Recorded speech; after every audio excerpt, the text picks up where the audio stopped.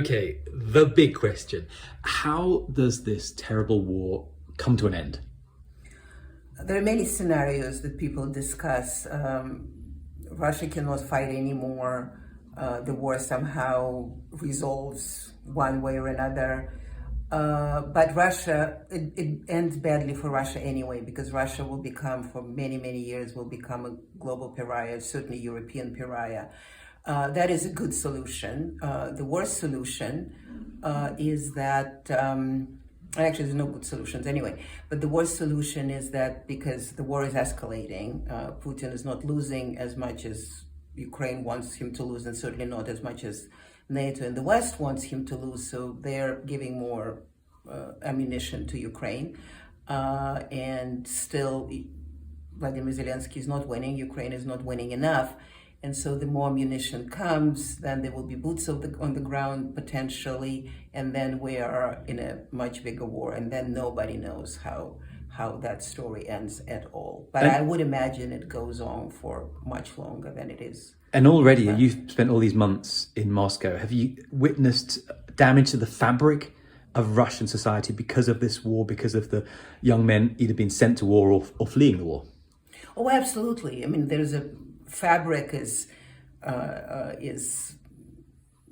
there's no fabric in a sense. I mean, and that kind of goes contrary to all this Putin's arguments that 99%, 99.5% support the war. I mean, people flee.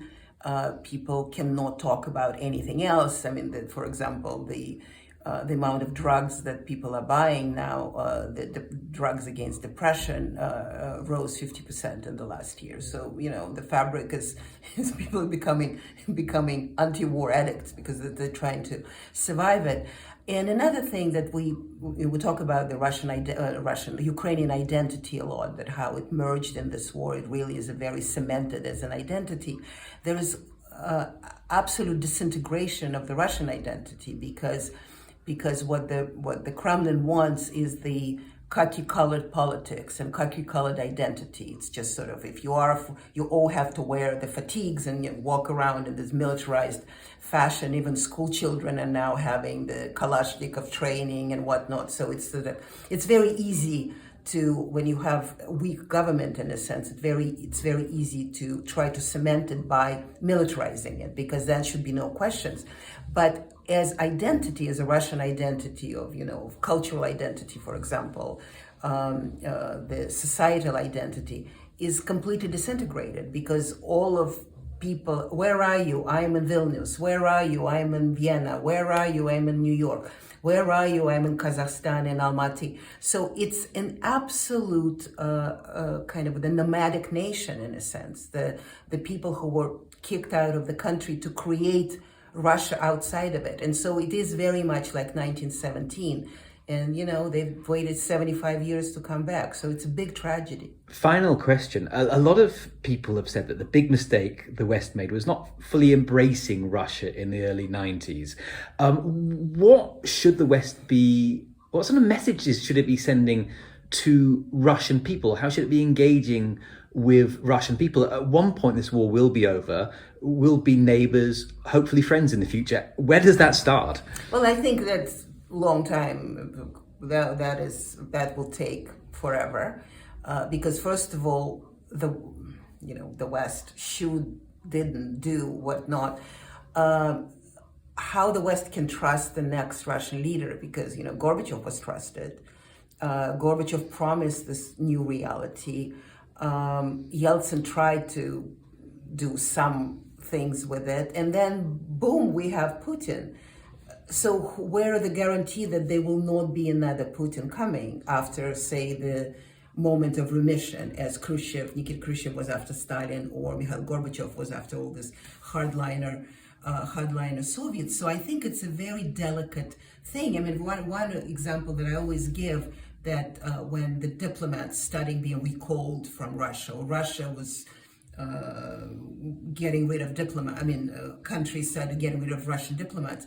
When you are in crisis, you need more diplomacy, not less. And I think it was like, where did this come from? I mean, the Soviet Union diplomats were the ones that kept us away from war. One of the reasons, I mean, I'm not saying that that's the reason, but one of the reasons could be that the war, that we got so close to it, is because we kicked out all the diplomats on all sides. And yes, they were, well, the Russian diplomats probably weren't all diplomats, as they said. Were they, or it was actually kind of a way to kick out the Russians, was a way to show the displeasure with whatever Putin was doing. And I think it is a mistake. I think it is a mistake to kick Russians out of international organizations, because that will, and I always said that, stop telling Putin that he has done every single evil thing in the universe, because it has been going on for at least 15 years.